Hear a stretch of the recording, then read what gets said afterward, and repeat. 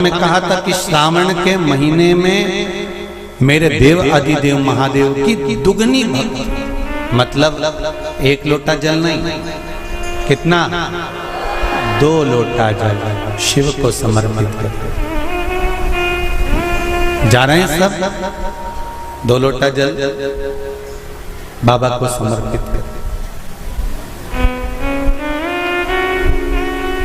मेरे भोले तेरा सहारा है, मेरी नैया का तू किनारा है। श्रावण शिव महापुराण की कथा में गंगा और पार्वती की मूल तत्वता, जैसे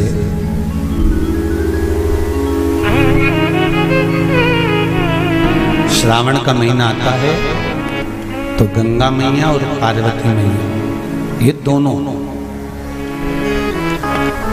सृष्टि के भार जब भगवान शंकर पर आ जाता है 4 महीने तक, जिसको हमारे यहाँ चतुर्मास कहा जाता है, तो ये 4 महीना जब चतुर्मास का आता है तो सृष्टि का संपूर्ण भार मेरे देवाधिदेव महादेव पर आ जाता है। और देवाधिदेव महादेव पर जब सृष्टि का भार आता है तो केवल अकेले महादेव इस भार को नहीं उठाता, इस भार को उठाने के लिए गंगा और माता पार्वती भी उनके नजदीक में आकर खड़ी हो जाती है।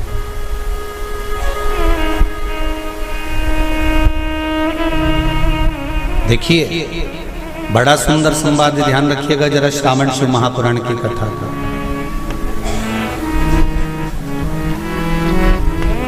केवल एक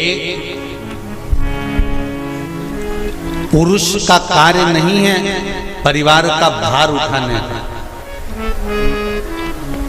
केवल एक पुरुष का भार कर्तव्य नहीं कि परिवार का भार केवल पुरुष उठाए।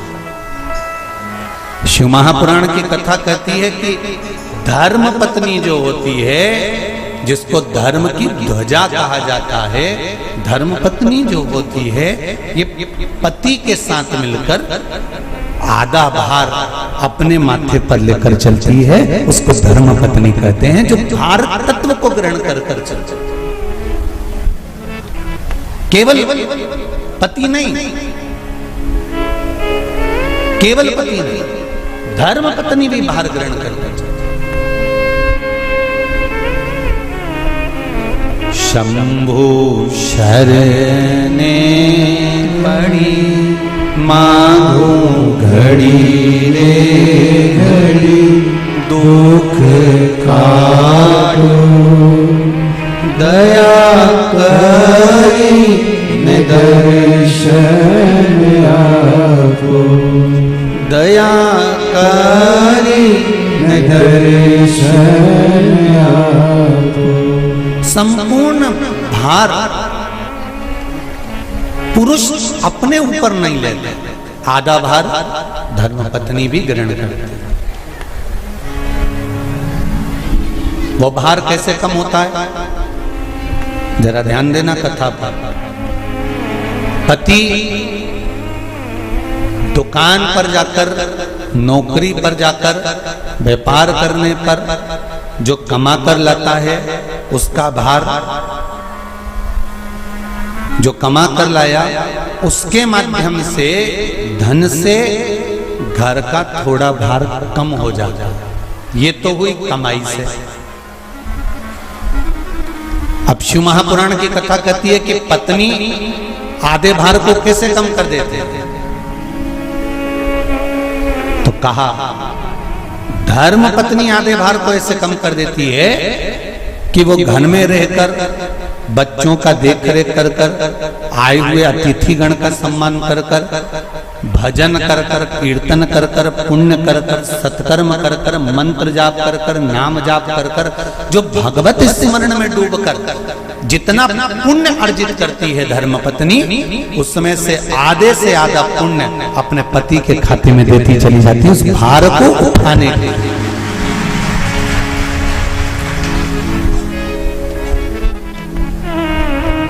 उस भार को उठाने में आधे से ज्यादा भार धर्मपत्नी अपने व्रत, अनुष्ठान, मंत्र, साधना, तप, उपवास आदि के माध्यम से काट देती।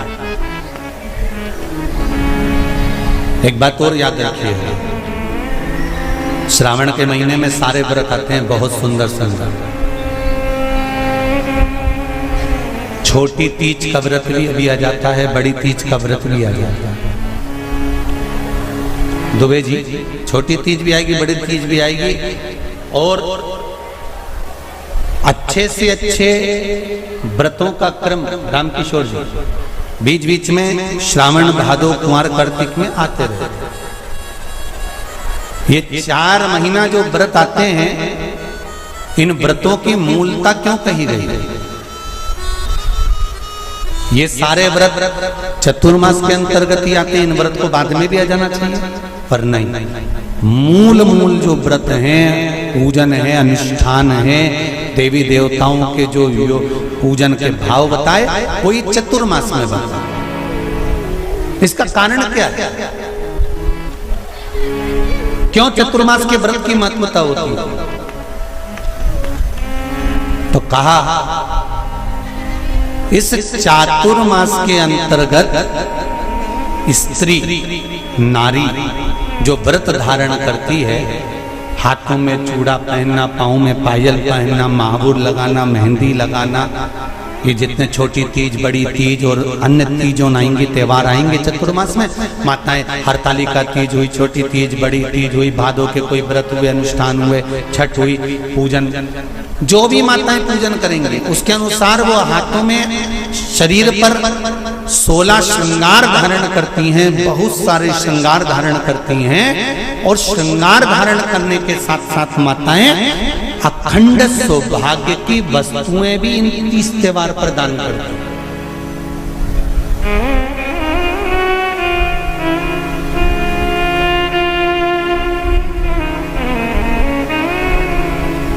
जो अखंड सौभाग्य की सूचक,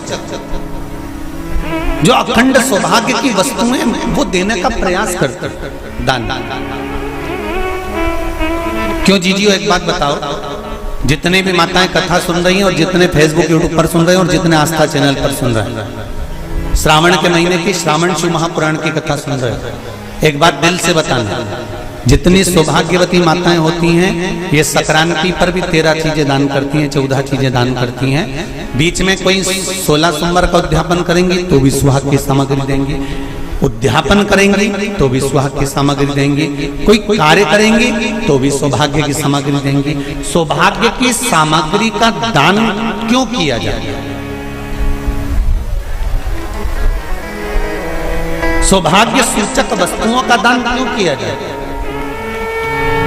सौभाग्य की वस्तुएं क्यों प्रदान करी जाती है, क्यों दी जाती है? उसका कारण क्या है?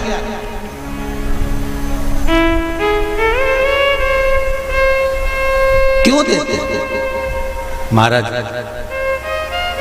भारत की भूमि की सौभाग्यवती माताओं का एक मन की अभिलाषा रहती है, भारत की भूमि की माताओं की एक अभिलाषा रहती है कि जब उसके प्राण छूटे तो अखंड सौभाग्य धारण करके पति के कंधे पर और पुत्र के कंधे पर शमशान पर। ये भारत की भूमि की माताओं की सोच, उनके मन का संकल्प, उनके मन का भाव। और विदेश की माताओं का क्या संकल्प होता है? महाराज, भारत का एक संत विदेश गया और भारत के संत जब विदेश गए तो वहां पर एक मां, एक स्त्री पति की कब्र के पास में बैठकर पंखा कर रही थी। भारत के संत को बड़ा दुख हुआ, देखो हमारे यहाँ की माताएं तो पति के साथ सती हो जाती हैं, हमारे भारत की भूमि की माताएं तो पति के साथ सती हो जाती हैं, पर ये तो विदेश की माताएं तो भारत की माता से भी बढ़कर है कि पति मर गया, कब्र के अंदर है, तो भी पंखा कर रही हैं। ये तो इनसे भी बड़ी है, भारत की माता से भी बड़ी, ये विदेश की माता। तो भारत के संत से रहा नहीं गया और भारत के संत ने जाकर पूछ लिया विदेश की माता से, माँ जी एक बात बताओ, हमारे यहाँ पति के साथ पत्नी सती हो जाती है, वो प्रथम गिनती में आती है, पर तुम तो उससे भी बड़ी हो कि पति मर गया उसके बाद भी उसकी कब्र को पंखा कर रही हो। इतने में विदेश की माता ने कहा, मैं पति को पंखा नहीं कर रही, हमारे यहाँ नियम है जब तक पति की कब्र नहीं सूख जाए हम दूसरी शादी नहीं कर सकते, इसलिए पंखे से सुखा रहा।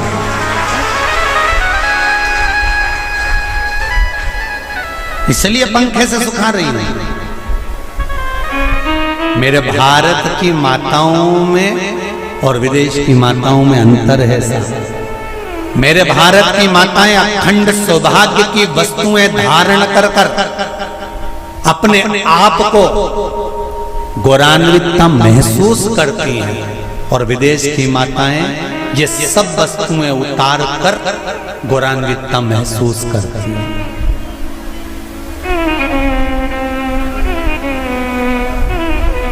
क्यों देते हैं चूड़ी का दान, क्यों देते हैं बिंदी का दान, क्यों देते हैं अखंड सौभाग्य का दान? किस महाराज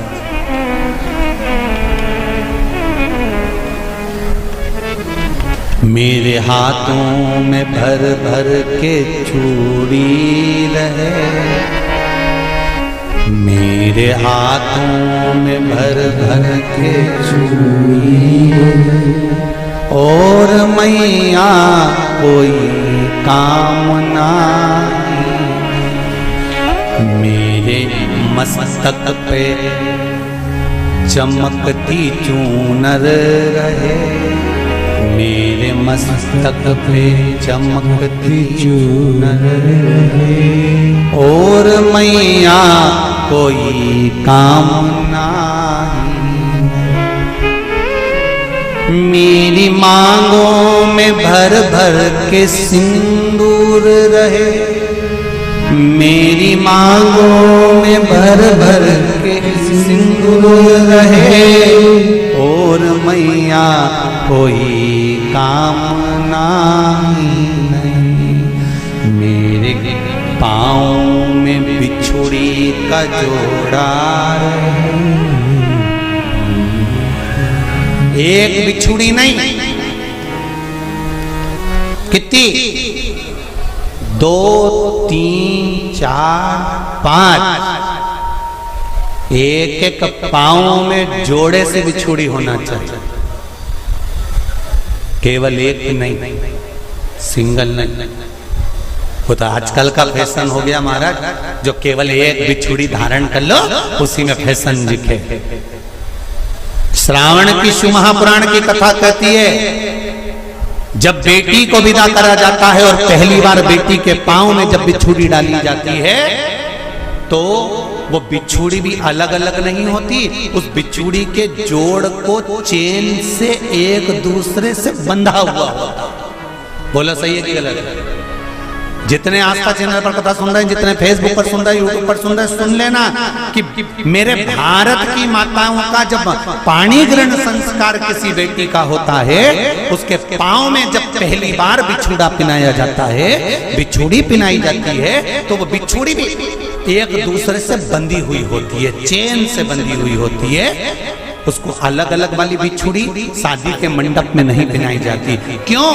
जैसे ये बिछुड़ी एक दूसरे से पांव में बंधी हुई है, तुम्हारी जिंदगी अंतिम श्वास तक ऐसी ही बंधी की बंधी रहे, यही वर्णन है।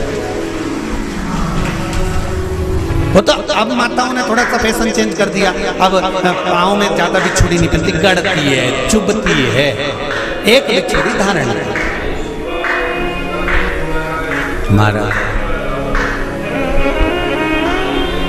नहीं, बिछुड़ी भी दो हो, जोड़े से। हमारी माताएं, भारत की भूमि की जो माताएं हैं, ये चूड़ी भी हाथ में पहनती है तो जोड़े से पहनती है। बोलो जैसा सही है कि गलत है?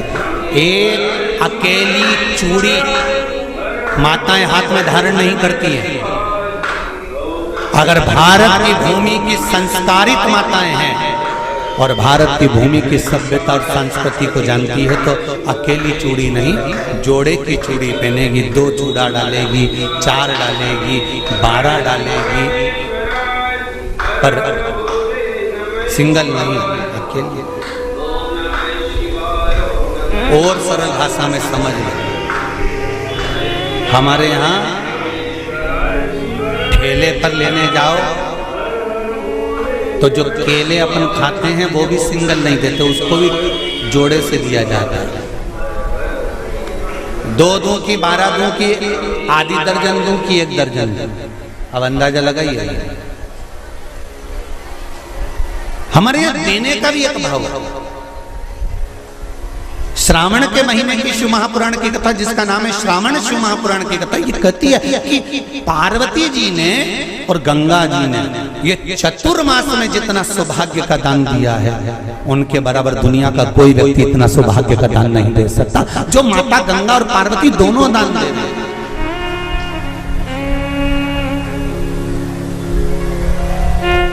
प्रतिदिन दे रहे हैं। और अब तो फैशन आ गया, तुम लोगों जो सौभाग्य का दान देते हो प्लास्टिक की डलिया में देते हो, पर एक एक पुराण को उठा कर देख लेना, एक एक उद्यापन को उठा कर देख लेना, जितनी तुम कथा तुम्हारे घर में छोटी छोटी कथाओं की पोथियां पड़ी हो उनको उठा कर देख लेना, उसमें नहीं लिखा कि प्लास्टिक की डलिया में सौभाग्य की वस्तु का दान दिया जाता है। उसमें लिखा है बांस की पिटारी में, बांस की डलिया में सौभाग्य की वस्तुओं का दान दिया गया। क्यों? क्योंकि बांस वंश की वृद्धि करता है, बांस सौभाग्य की वृद्धि करता है, और बांस अखंड सौभाग्य, जैसे बांस का पौधा बढ़ते चले जाता है, बढ़ते चले जाता है, उसी तरह बांस की डलिया में जब दान दिया जाता है, बांस की टोकनी में जब दान दिया जाता है, तो ये भाव रखा जाता है कि तुम्हारा सौभाग्य ऐसे ही बढ़ता रहे। पर अब थोड़ा सा फैशन चेंज हो गया तो प्लास्टिक की डलिया, पर प्लास्टिक की नहीं। महाराज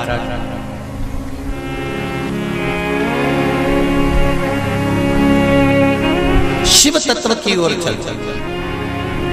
शंभु शरणे पड़ी मांगू घड़ी रे घड़ी, दुख काटो दया करी दर्शन तो गंगा मैया और पार्वती मैया चतुर्मास के अंतर्गत जो त्योहार पड़ता है, चतुर्मास के अंतर्गत जो व्रत पड़ते हैं, ये किसी दूसरे के नहीं है। तीज का व्रत माता पार्वती का, छठ का व्रत माता पार्वती का, चतुर्थी का व्रत माता पार्वती का, ये सारे व्रतों की शुरुआत गंगा और पार्वती ने अपने बल से। बोलो हर हर महादेव। ये अपने बल से बनाना, अपने बल से।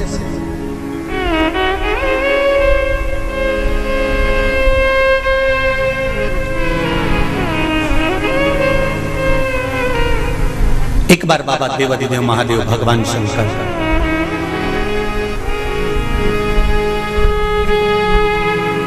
भोलेनाथ नंदी को लेकर निकले।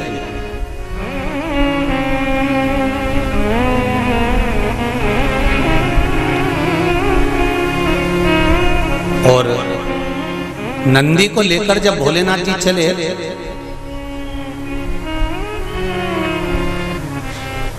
बीच मार्ग में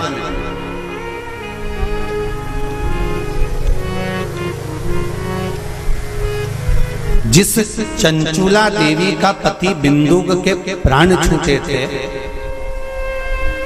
और जो चंचुला देवी माता पार्वती की सेवा में लगी हुई थी, वो चंचुला देवी का दर्शन भगवान शंकर को और शंकर भगवान का दर्शन चंचुला देवी को। अब देखिएगा जरा कथा पर विशेष ध्यान रखना।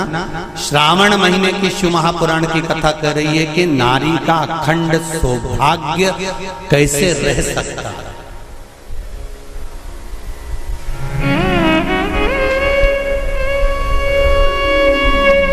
अपने घर के बच्चों को, अपने घर की बेटियों को, बेटों को अपने घर की बहुओं को, अपने परिवार को कैसे एकजुट कर कर एक साधना में रखा जा सकता है, वो शिव महापुराण।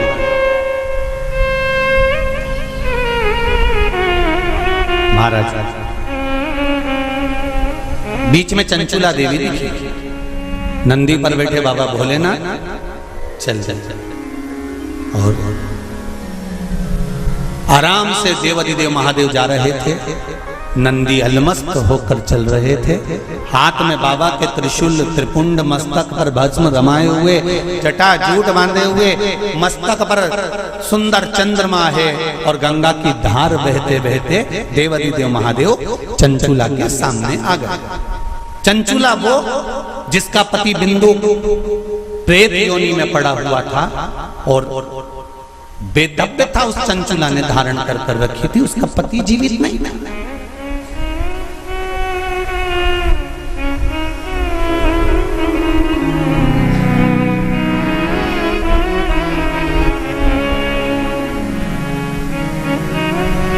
हाथ जोड़े चंचुला देवी ने,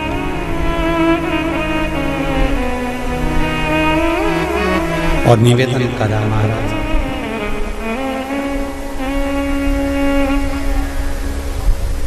हे भोलेनाथ, हे त्रिकालदर्श, हे शिव, अरे वो काशी रेवण वाले की,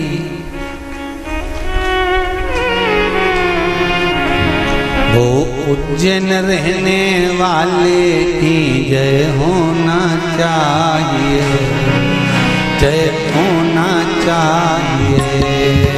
ओ काशी रहने वाले की, ओ उज्जैन रहने वाले की जय होना चाहिए, जय होना चाहिए।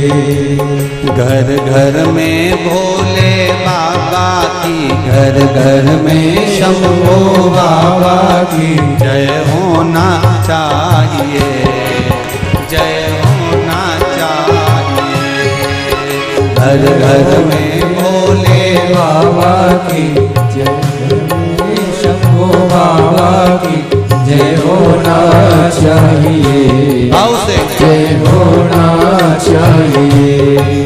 घर घर में भोले बाबा की, घर घर में शंभो बाबा की जय होना चाहिए, जय होना चाहिए।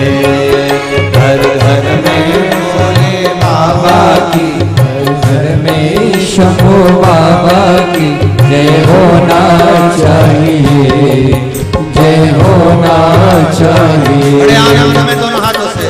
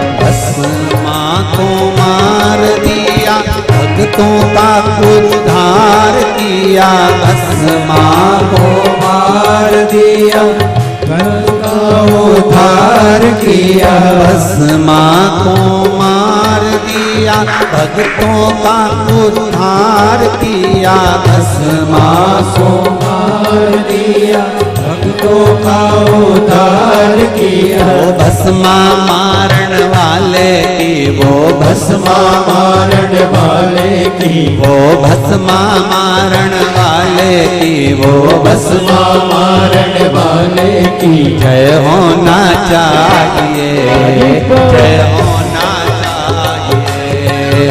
वो भस्मा मारण वाले की जय होना चाहिए, जय होना चाहिए। घर घर में भोले बाबा की, घर घर में शंभू बाबा की जय होना चाहिए, जय होना चाहिए। घर घर में भोले बाबा की, घर घर में शंभू बाबा की जय होना चाहिए, जय होना चाहिए। शंभो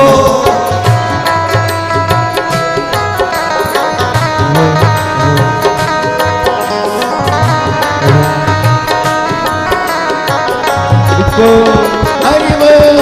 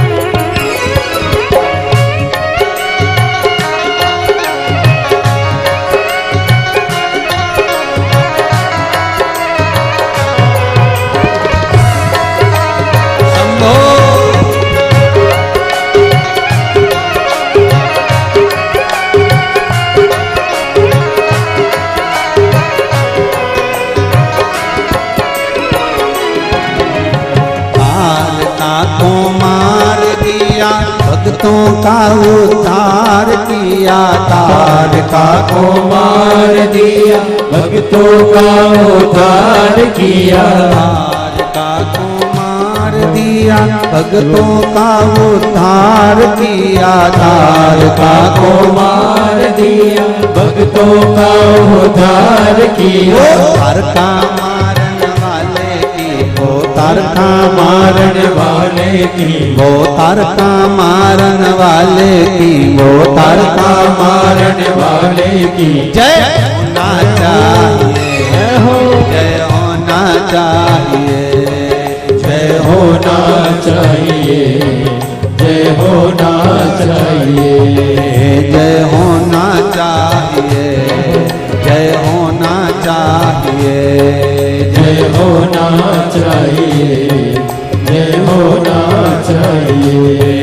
घर घर में भोले बाबा की, घर घर में भोले बाबा की, घर घर में शंभू बाबा की, घर घर में शंभू बाबा की जय होना चाहिए, जय होना चाहिए, जय होना चाहिए, जय होना चाहिए, ओ जय होना चाहिए, जय होना चाहिए, जय होना चाहिए, जय होना चाहिए, जय होना चाहिए, जय होना चाहिए, जय होना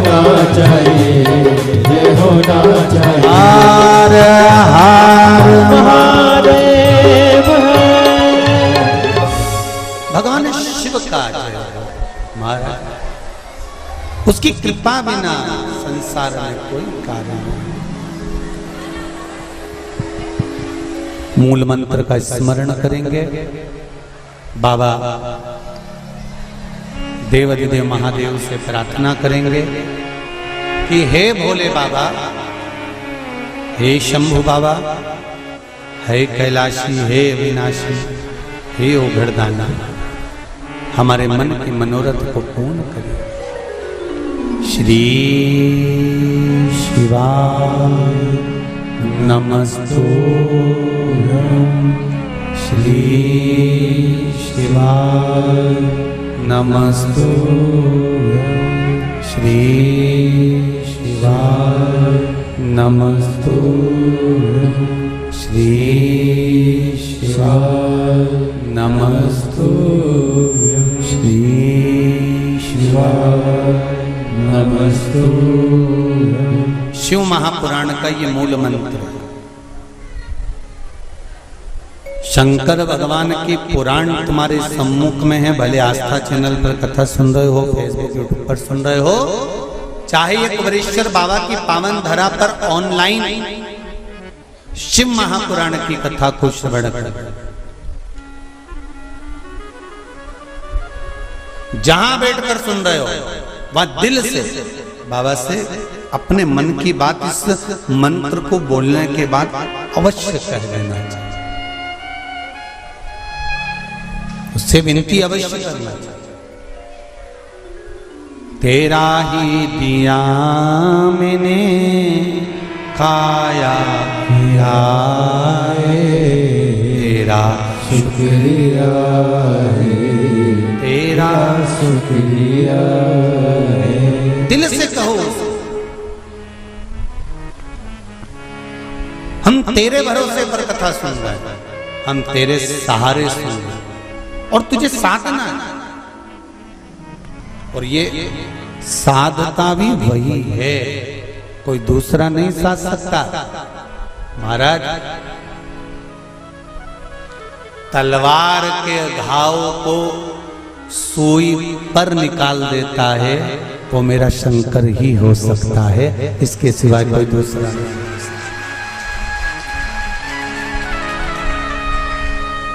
तलवार के घाव को अगर सुई पर निकाल रहा है तो वो शिव है।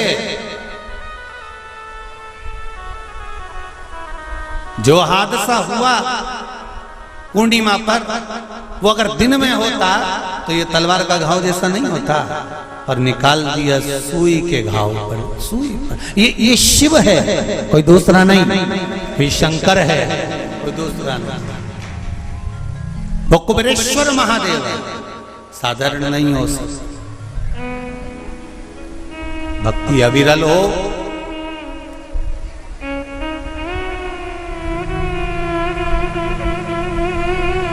चारों तरफ लोगों ने कह दिया, कोई कहे 50 चले गए, कोई के 20 चले गए, कोई के 40 चले गए, कोई के ऐसा हो गया, कोई कहे वैसा हो गया।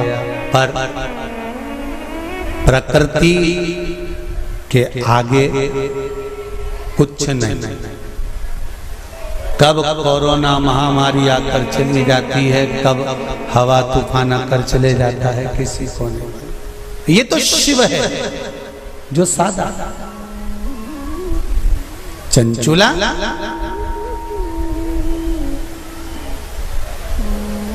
आपने मेरा मार्ग क्यों रोक दिया? भगवान देवाधिदेव महादेव ने पूछा।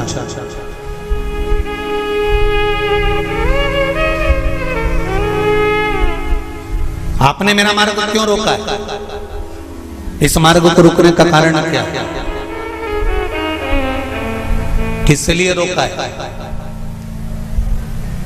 चंचुला देवी की आंख में जल भरा हुआ था।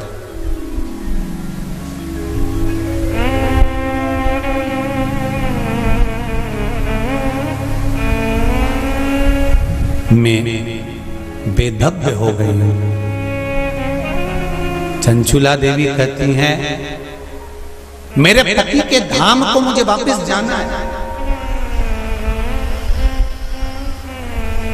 जिस लोक में मेरा पति रहता है मुझे उस लोक में जाना है। शंकर भगवान ने एक बात बड़ी सुंदर कही चंचुला देवी को, आपको मालूम है? चंचुला,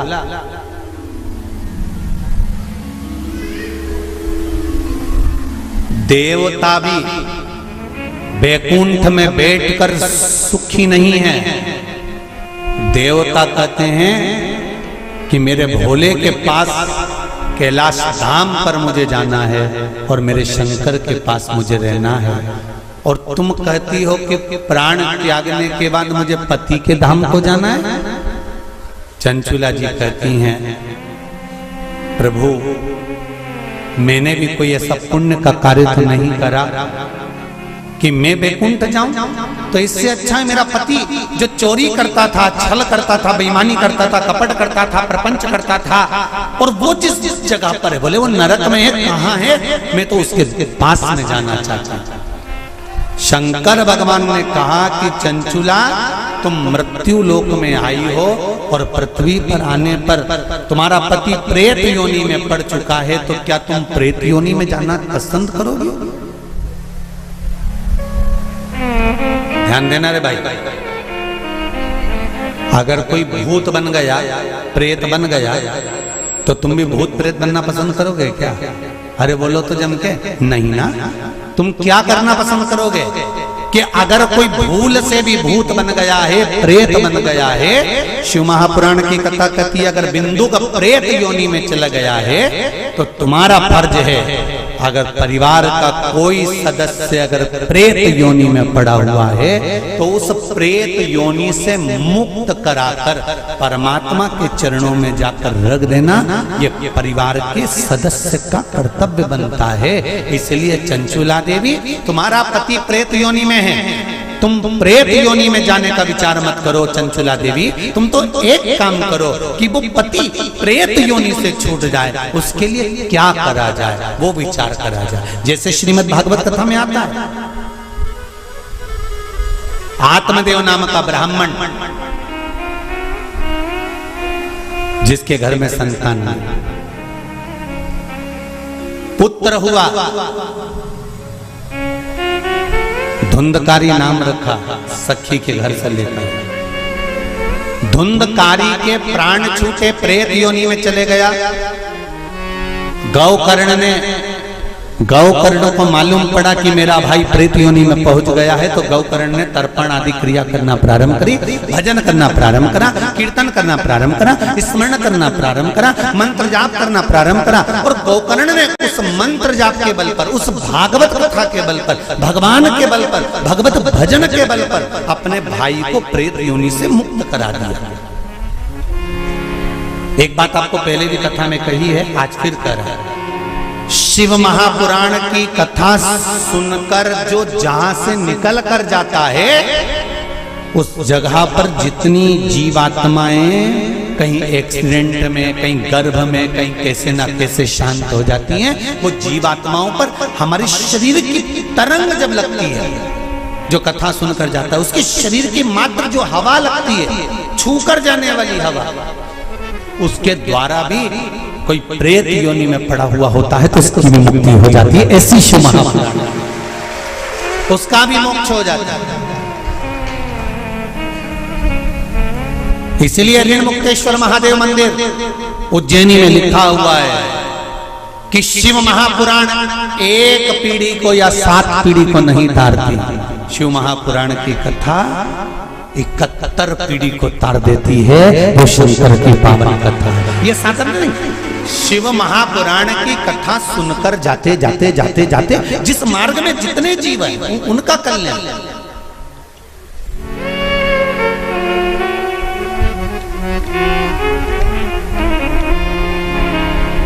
इतना तो करना स्वामी जब प्राण तन से निकले। मरना निश्चित है, प्राण छूटेंगे ये निश्चित है, कब छूटेंगे ये पक्का पता नहीं, किसकी कितनी उम्र है ये मालूम नहीं है। तो एक काम तो कर सकते हैं, भगवान से प्रार्थना तो कर सकते हैं कि बाबा ऐसी कृपा करना, ऐसी दया करना, मेरी ऐसी बुद्धि करना कि तेरा भजन करते हुए, तेरा दर्शन करते हुए, तेरा कीर्तन करते हुए, तेरा मंत्र जाप करते हुए मेरे प्राण छूट जाए। इतना तो करना स्वामी जब प्राण मन से निकले, गोविंद नाम लेकर जब प्राण मन से निकले। भगवान से इतनी प्रार्थना जरूर करना कि तेरे भजन करते करते, तेरा स्मरण करते करते, तेरा मंत्र जाप करते करते, तेरा कीर्तन करते करते, तेरी कथा श्रवण करते करते, दान पुण्य सत्कर्म करते करते, तीर्थ आदि करते करते, गंगा का स्नान, यमुना का स्नान, सरयू का स्नान करते करते, सारी पुरियों का स्नान करते, पूजन करते करते मेरे प्राण तेज में समा जाए। इससे बढ़कर कोई सुख जीवन का नहीं हो सकता, इससे बढ़कर कोई आनंद नहीं हो सकता।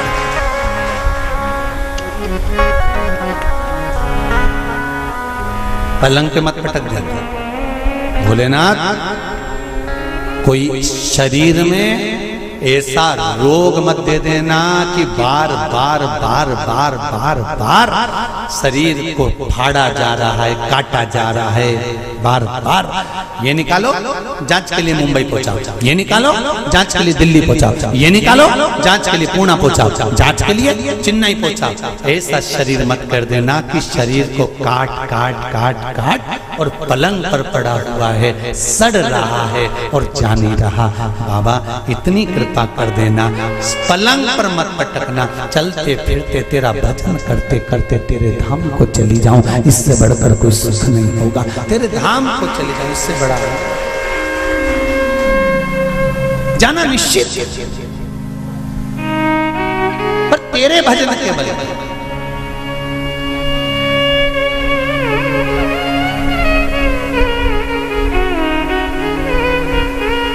महाराज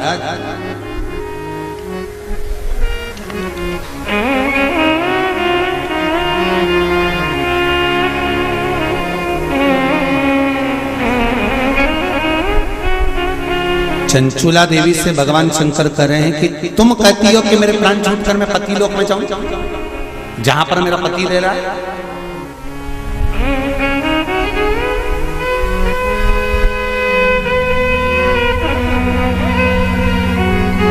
फिर ध्यान दो, इसको और सरल तरीके से समझ लो। पति मदिरा की दुकान पर बैठ रहा है और पत्नी अपनी सास से कह दे मैं तो वही रहूंगी जहां मेरा पति रह गया है। जम के तो बोलो जरा, जहां मेरा पति रह रहा मैं तो रहूंगी। पति मदिरा की दुकान पर बैठा है, मदिरा का नशा कर रहा है, तो क्या पत्नी वहां जाकर नशा करेगी? अरे बोलो जम के, नहीं। शिव महापुराण का ये संवाद याद रखना। शंकर भगवान चंचुला देवी से कह रहे हैं पति के लोक नहीं, पति अगर प्रेत योनि में पड़ा है तो उस योनि से छुड़ाकर शिव लोक में पति को लेकर आ और खुद भी शंकर की शरणागति ग्रहण कर ले। पत्नी धर्म पत्नी वो होती, धर्म पत्नी वो होती है।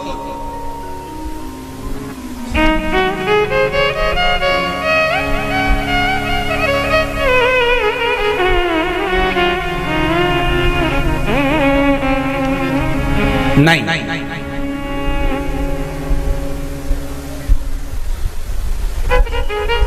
तुम अगर मदिरा की दुकान पर बैठोगे तो मैं भी बैठूंगा, तुम जुआ खेलोगे तो मैं भी खेलूंगी, तुम वैश्यावृत्ति करोगे तो मैं भी करूंगा। ये धर्म पत्नी का तरीका नहीं है। धर्म पत्नी का तरीका है कि पति अगर मदिरा की दुकान पर बैठा है तो तू कुछ ऐसा कर्म कर जिसके बल पर तेरा पति मदिरा की दुकान छोड़ दे, वो अलग, मदिरा पीना ही छोड़ दे, वहां से छुड़ाकर अच्छे कर्म की ओर।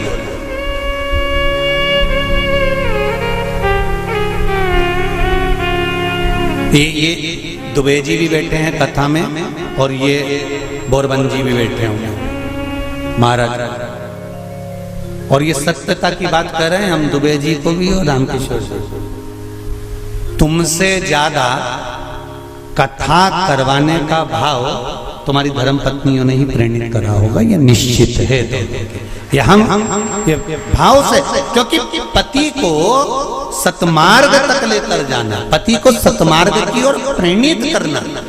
और आज भी कमी नहीं है, सावन का महीना चल रहा है, आज भी जितने लोग आस्था चैनल पर कथा सुन रहे हैं, फेसबुक यूट्यूब पर कथा सुन रहे हैं, मेरा विश्वास कहता है कि घर की माताएं, घर की धर्म पत्नियां अपने पति से एक बार तो कहती होंगी, सुनो जी सावन का महीना चल रहा है, आज अपनी छुट्टी है, एक काम करते हैं 2 लोटा पानी लेते हैं और ले जाकर समर्पित कर देते हैं। सुनो आज छुट्टी है, एक बेलपत्र बाबा को चढ़ा देते हैं। आज छुट्टी है, एक काम करते हैं, हो सकता है सोमवार के दिन हमको ऑफिस जाना पड़े, हो सकता है सोमवार के दिन हमारा वर्किंग डे रहे, इसलिए काम करते हैं रविवार आ रहा है, शनिवार आ रहा है, कोई छुट्टी का दिन आ रहा है, अपन एक काम करते हैं शंकर का अभिषेक करवा लेते हैं। किसी ब्राह्मण को घर में बुलाएं, शिव जी का अनुष्ठान करवा लें, शंकर का अभिषेक करवा लें, पूजन करवा लेते हैं। एक काम करते हैं, चलो अपन शिव के धाम चलते हैं। ये धर्म पत्नी अपने पति को प्रेरणा देकर कहीं ना कहीं सतमार्ग की ओर जोड़ देती है, उसको धर्म पत्नी कहते हैं।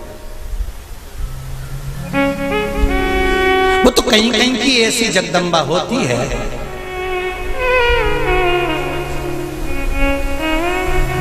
पति अगर गलत भी करता है ना तो वो कभी नहीं कहती कि तुमने गलत काम कर रहा है, क्योंकि वो सोचती नहीं है ना, वो तो अच्छा है। मेरे माता पिता ने शादी कर दी तुम्हारे साथ, तुम मदिरा की दुकान पर बैठे हो कि वेश्यावृत्ति कर रहे हो कि मांसाहार कर रहे हो कि क्या कर रहे हो, उसको कोई मतलब नहीं, वो तो लगी,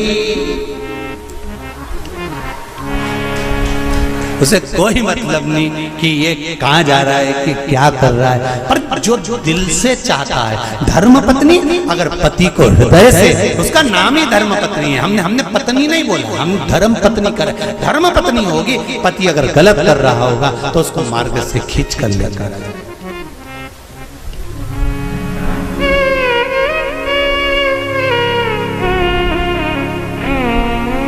अब देखिए कितना सुंदर संवाद। चौसर खेल रहे थे पांडव चौसर खेल रहे थे। द्रौपदी से पूछा गया, क्यों द्रौपदी, तुम्हारे पति जुआ खेल रहे थे और तुमने उसको मार्ग नहीं दिखाया, सतमार्ग नहीं बताया, तुम धर्म पत्नी हो द्रौपदी, सतियों की गिनती में आता है तुम्हारा नाम, और तुम तुम्हारे पतियों को गलत मार्ग से निकाल कर नहीं लाई। द्रौपदी कहने लगी, मुझे तो मालूम ही नहीं था। पहली बात तो ये कि मैं अंदर केश सुलझा रही थी, जब मेरे केश पकड़ कर खींच कर लाया गया और भरी सभा में लाकर खड़ा करा गया, तब मुझे मालूम पड़ा कि मेरे पति चौसर खेल रहे हैं, जुआ खेल रहे हैं। और मैंने हाथ जोड़कर निवेदन करा, तुम ये क्या कर रहे हो, तुम ये क्या कर रहे हो। आज भी नियम है महाराज, कोई मदिरा पान में डूबा है, कोई वेश्यावृत्ति में डूबा है, कोई मांसाहार में डूबा है, कोई गलत काम में जुए आदि में डूबा हुआ है। तुम छुड़ा कर रह गए कि मत जा, मत कर, तुम छुड़ा कर रह गए। तो शिव महापुराण का एक बड़ा सुंदर भाव वर्णन करा गया महाराज, बड़ा सुंदर महाराज। शमी के 5 पत्ते, बेलपत्री के 5 पत्ते, बेर के 5 पत्ते, क्या क्या चीज है जरा जम के बोलो। शमी के 5 पत्ते, बेर के 5 पत्ते और बेलपत्री के 5 पत्ते। महाराज श्रावण महीने की दोनों अष्टमियों में से कोई भी अष्टमी, ये भी जरूरी नहीं है कि सोमवार की ही अष्टमी थी, श्रावण महीने की दोनों अष्टमियों में से कोई भी अष्टमी को बेर के पत्ते पर लाल चंदन, बेलपत्री के पत्ते पर पीला चंदन, शमी के पत्र पर केवल कोई चंदन लगाने की जरूरत नहीं, सादा केवल एकदम कुछ भी उसमें लगाकर नहीं, सिंपल। पहले लाल चंदन वाले पत्ते, फिर बेलपत्री के पत्ते, फिर शमी के पत्ते शिवलिंग के ऊपर समर्पित कर कर उसको उठाकर वापस लाकर बेलपत्री के पेड़ के नीचे ही 1 लोटा जल समर्पित कर कर पहले पत्ते चढ़ा देंगे, फिर लोटा भर जल समर्पित कर देंगे। उसी चढ़े हुए पत्तों में से 5 बेलपत्र को लेकर अपने घर आ जावे और अवधूतेश्वर महादेव, कौन से महादेव? अवधूतेश्वर महादेव। ये अवधूतेश्वर महादेव कौन से हैं? आपको कथा में कई बार वर्णन करा गया है। शंकर भगवान को क्रोध आया, ब्रह्मा जी ने क्रोध को लिया, समुद्र में डाला। उस रूप को क्रोध का एक रूप था, क्योंकि जो मदिरा पान करने वाले होते हैं, व्यसन करने वाले होते हैं, गलत काम करने वाले होते हैं, इनको सुधार कर जाओ। जितना तुम समझाओगे ये उतना आग बबूला होंगे। तुम बच्चों से कहोगे गलत लड़के के साथ रह रहा मत रहे, तो और ज्यादा क्रोध करेगा, और चिड़चिड़ करेगा, और अपशब्द कहेगा। तो ये क्रोध को संयमित कर देगा। अवधूतेश्वर महादेव, अवधूतेश्वर महादेव का स्मरण कर 5 पत्तों को लेकर आइए। कुछ समय बाद जैसा जैसा समय की अनुकूलता मिले, आप किसी मदिरा का पान करने वाले या किसी व्यक्ति को वो पत्ते दोगे या प्रसाद के रूप में दो तो अच्छी बात है, नहीं तो उस पत्ते का थोड़ा थोड़ा भाग भी प्रतिदिन मात्र 21 दिन तक अगर थोड़ा थोड़ा भाग भी दे दिया जाए तो धीरे धीरे धीरे धीरे मदिरा पान, व्यसन, गलत आदतें छूटना प्रारंभ हो जाती है और वो शंकर की शरणागति ग्रहण करते हैं। महाराज शिव अर्चना, ये तो अभी अभी लोगों की थोड़ी सी सोच गलत हो गई। ये दुनिया के लोगों को ये तो मालूम नहीं है भगवान शंकर के लिए। हाँ, शंकर भगवान के पास में भांग रहती है, शंकर भगवान के पास में भांग रखी हुई होती है। शंकर भगवान का भांग का श्रृंगार होता है, क्योंकि उसको बूटी के रूप में, औषधि के रूप में लिया जाए। पर कोई कहे कि शंकर भगवान भांग का नशा करते हैं, तो ये संसार के लोगों को समझा देना कि शिव भांग का नशा, मेरा भोलेनाथ भांग का नशा नहीं करते, शिव नशा नहीं।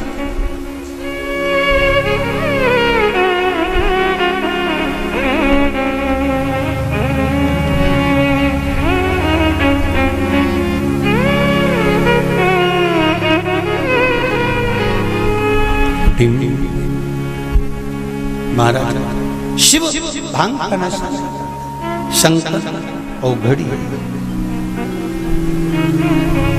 मेरा भोलेनाथ औघड़ दानी, और मेरा शिव जब औघड़ी, मेरा शंकर जब भोलेनाथ औघड़ी,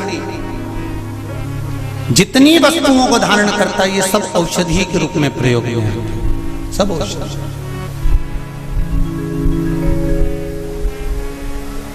महाराज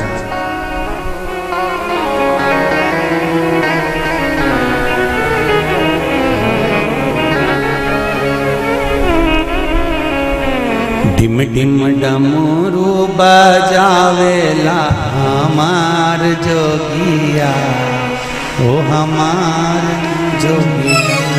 डिम डिम डमरू बजावेला हमार जोगिया, हमार जोगिया।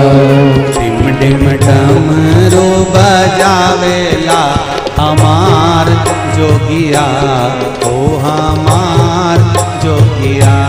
डिम डिम डमरू बजावेला हमार जोगिया, हमार जोगिया। आओ से प्रेम से दोनों हाथों से डिम डिम डमरू बजावेला हमार जोगिया, ओ हमार जोगिया। डिम डिम डमरू बजावेला हमार जोगिया, हमार जोगिया, ओ हमार जोगिया, ओ हमार जोगिया, ओ हमार जोगिया, वो हमार जोगिया, टिम टिम डमरू बजावेला हमार जोगिया, ओ हमार जोगिया, टिम टिम डमरू बजावेला हमार जोगिया, हमार जोगिया। जय हो।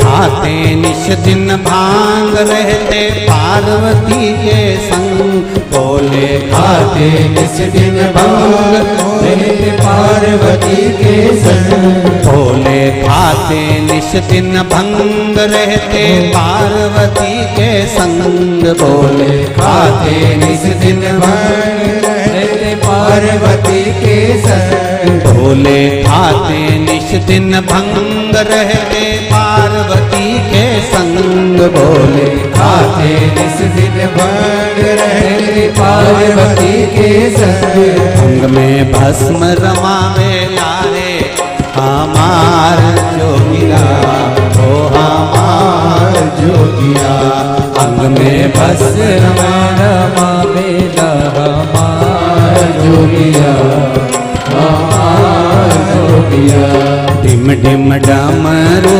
बजावेला हमार जोगिया, ओ हमार जोगिया, डिम डिम डमरू बजावेला हमार जोगिया, हमार जोगिया, ओ हमार जोगिया, ओ हमार जोगिया, ओ हमार जोगिया, ओ हमार जोगिया, डिम डिम डमरू बजावेला हमार जोगिया, ओ हमार जोगिया, डिम डिम डमरू बजावेला हमार जोगिया, हमार जोगिया। आओ से दोनों हाथों से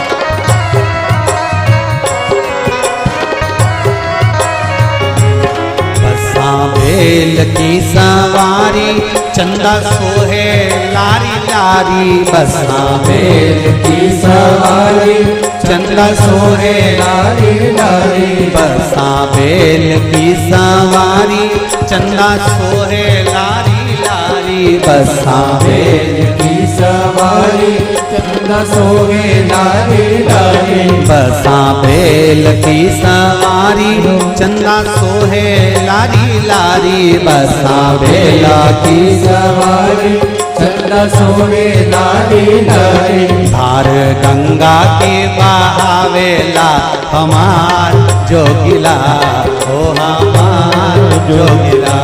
धारा गंगा की बहावेला हमार जोगिया, ओ हमार जोगिया। ढिम ढिम डमरू बजावेला हमार जोगिया, ओ हमार जोगिया। ढिम ढिम डमरू बजावेला हमार जोगिया, ओ हमार जोगिया। हो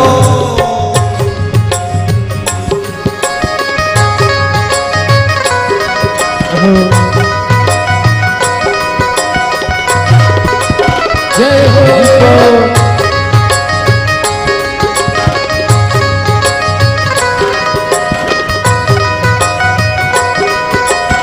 शंभो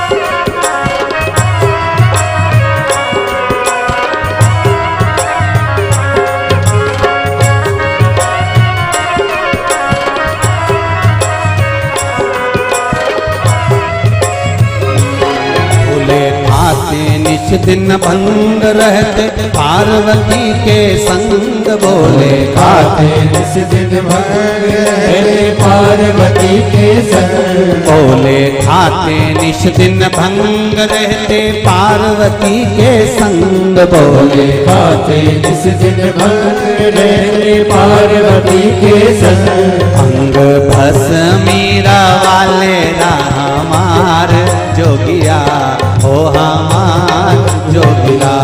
अंग भस मीरा आवेला हमार जोगिया, हमार जोगिया। ढिम ढिम डमरू बजावेला हमार जोगिया, ओ हमार जोगिया। ढिम ढिम डमरू बजावेला हमार जोगिया, हमार जोगिया। ढिम ढिम डमरू बजावेला हमार जोगिया, ओ हमार जोगिया। ढिम ढिम डमरू बजावेला हमार जोगिया, हमार जोगिया। हमार जोगिया, ओ हमार जोगिया। ओ हमार जोगिया, हमार जोगिया। हमार जोगिया, ओ हमार जोगिया। हमार जोगिया, हमार जोगिया। हमार जोगिया, ओ हमार जोगिया। हमार जोगिया, हर हर महादेव। भगवान शिव की कथा कर रही है। पार्वती मैया शिव जी के संग है। द्रौपदी 5 पतियों को देख कर कहती हैं कि तुमने ये गलत कर दिया। उनको नहीं मालूम। और महाराज श्री शिवाय नमस्तुभ्यं, श्री शिवाय नमस्तुभ्यं, श्री शिवाय नमस्तुभ्यं, श्री शिवाय नमस्तुभ्यं। हर हर महादेव। शिव कथा कर रहे हैं महाराज। भगवान शंकर का अनुमोदन कर रहा है, स्मरण कर रहा है। कथा कहती है यदि गलत मार्ग पर पति गया है तो उसको सत मार्ग पर लेकर आए।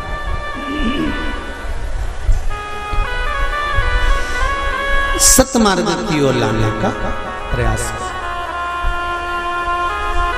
चंचुला देवी, आपका पति प्रेत योनि में पड़ा हुआ है और आप कहती हो कि प्रेत योनि में मुझे जाना है। पति के लोक में मुझे जाना, ये श्रेष्ठ नहीं।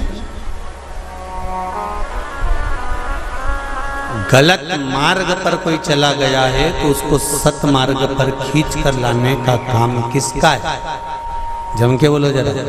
धर्म पत्नी का है कि अगर पति गलत मार्ग पर चले गया तो उसको खींच कर लिया।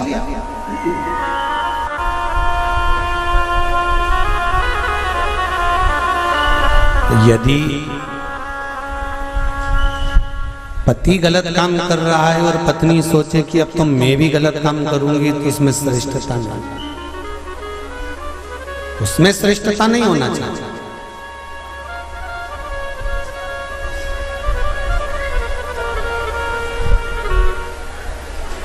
अब मेरे उघड़दानी मेरे भोलेनाथ ने कहा, चंचुला तुम्हारा पति प्रेत योनि में पड़ा हुआ है, केवल एक धर्म पत्नी ऐसी होती है जो पति को प्रेत योनि से भी छुड़वा सकती है। श्रावण शिव महापुराण की कथा बड़े ध्यान से सुनना मेरी जीजियों, स्मरण करिएगा जरा कि धर्म पत्नी में वो बल होता है कि पति को प्रेत योनि से भी छुड़ाकर बाहर कर सकती है। धर्म पत्नी, धर्म पत्नी।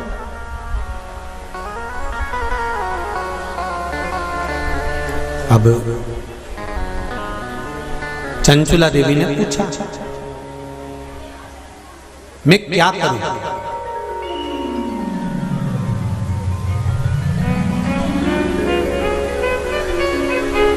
शंभो शरणे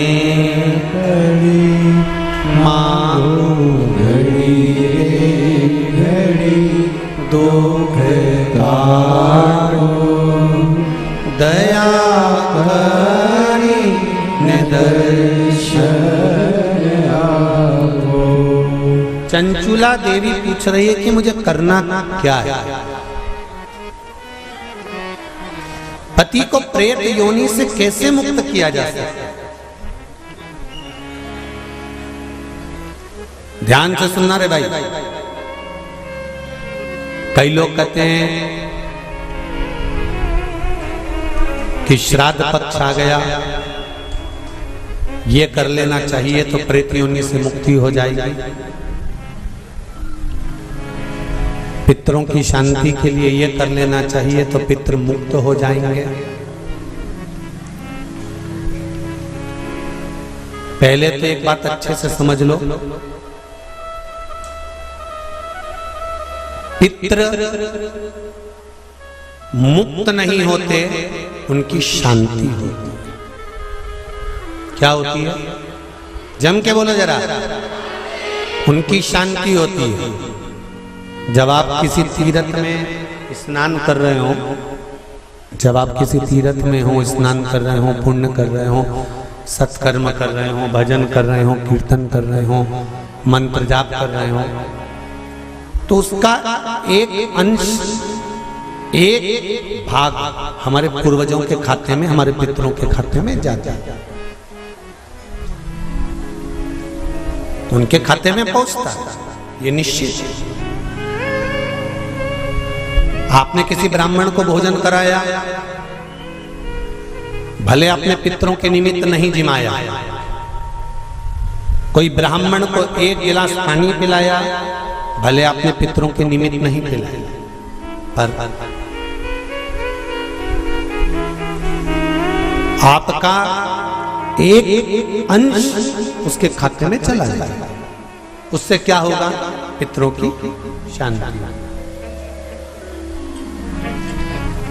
और समझ लो, गया जी में पिंडदान कर देने से क्या पितृ मुक्त हो जाते हैं? बद्रीनाथ जाकर कपाल क्रिया करने से क्या पितृ मुक्त हो जाते हैं?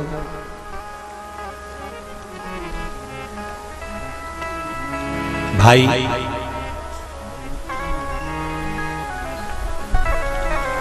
गया जी जाना तो वहां के पंडा जी से पूछना, हम यहाँ पिंड दान कर देंगे,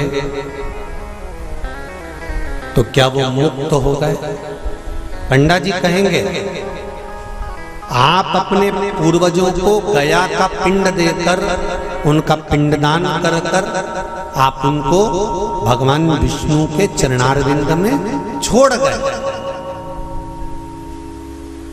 पर आप घर जाना तो घर पर जब जब श्राद्ध पक्ष आए तब ब्राह्मण को भोजन जरूर करना। भले तुम भूख मत देना, कौए का मत निकालना, पर एक काम जरूर करना कि ब्राह्मण भोज कराना। उससे क्या होगा?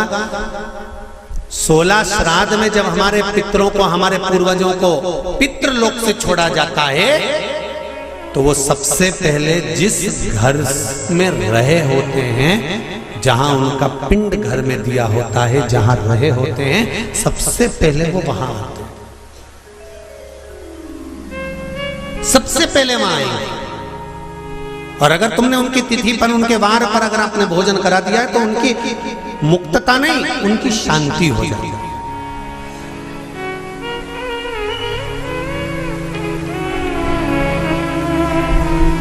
पितरों की मुक्ति कैसे, उनकी मुक्तता कैसे, प्रेत योनि की मुक्तता कैसे?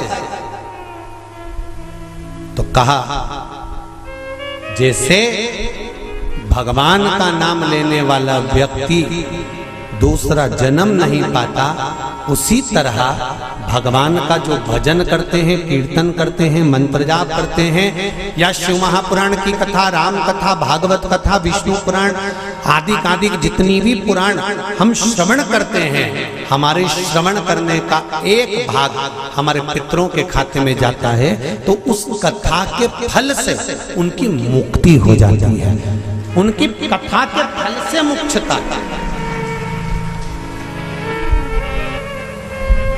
प्रेत योनि से मुक्त हो गया धुंधकारी, बिंदुक प्रेत योनि से मुक्त हो गया। काय से होगा? शंकर का स्मरण, शिव महापुराण की कथा का रसतत्व ग्रहण करना, राम कथा, भागवत कथा का मात्र स्मरण करना, उससे मुक्त था।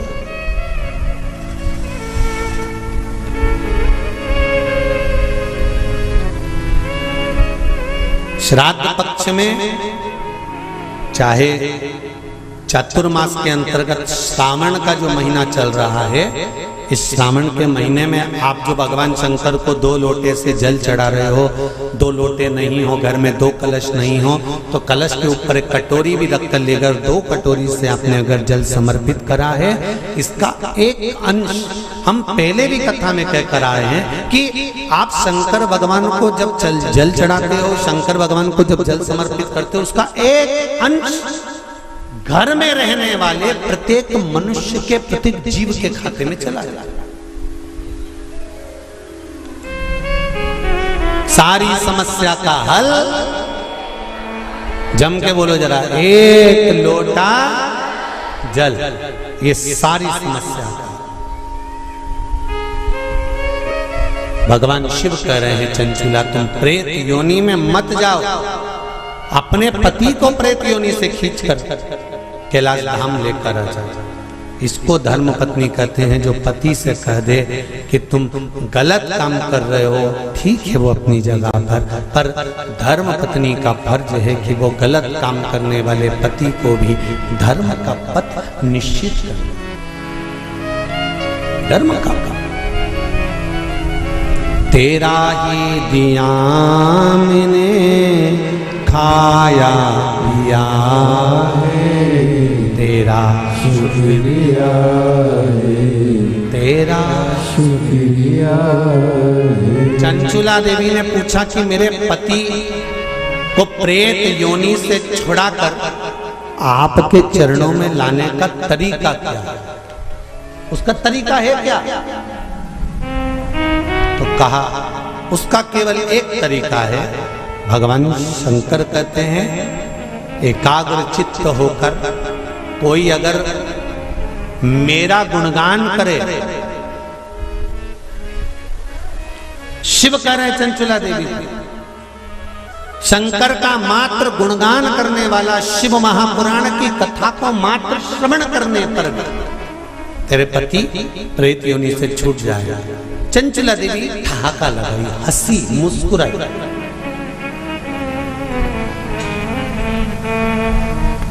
हंसी चंचला देवी।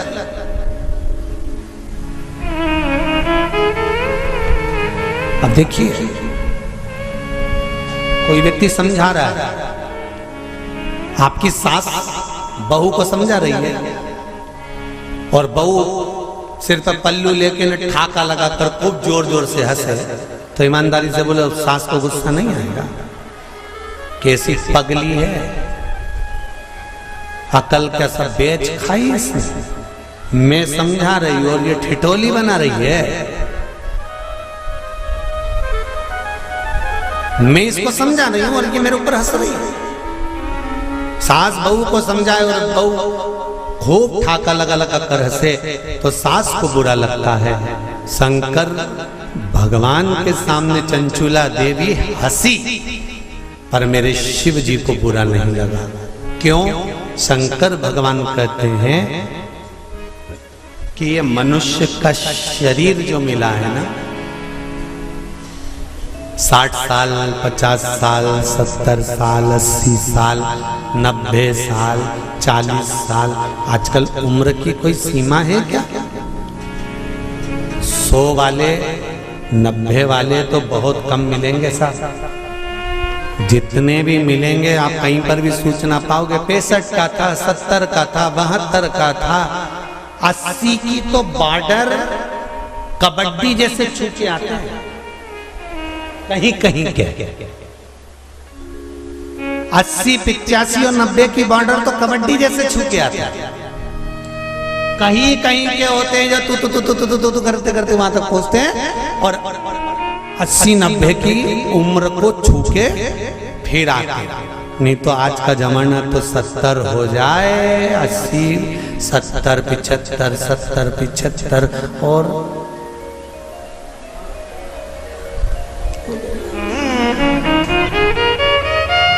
और बीच में कोरोना जैसा आ गया तो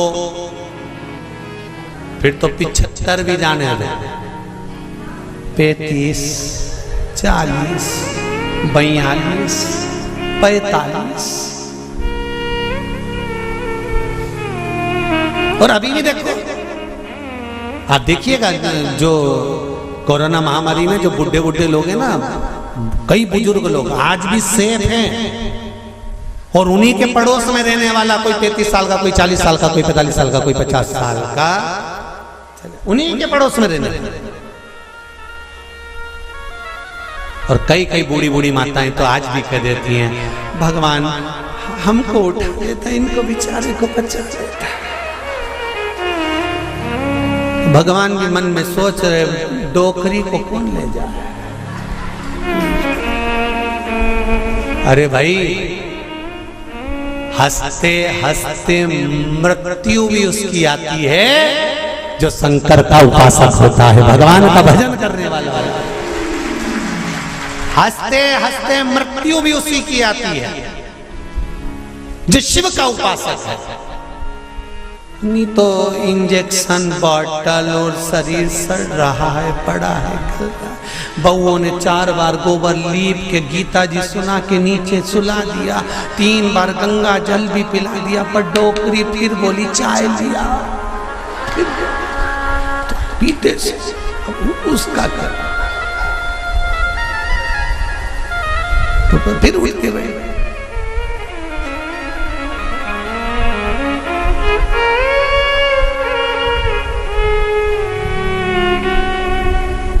अरे भाई, तुमको अगर बगीचे का सबसे सुंदर फूल पसंद है, तुम एक से बढ़कर एक बगीचे में गए पर फूल वही तोड़ते हो जो तुम्हें पसंद आता है।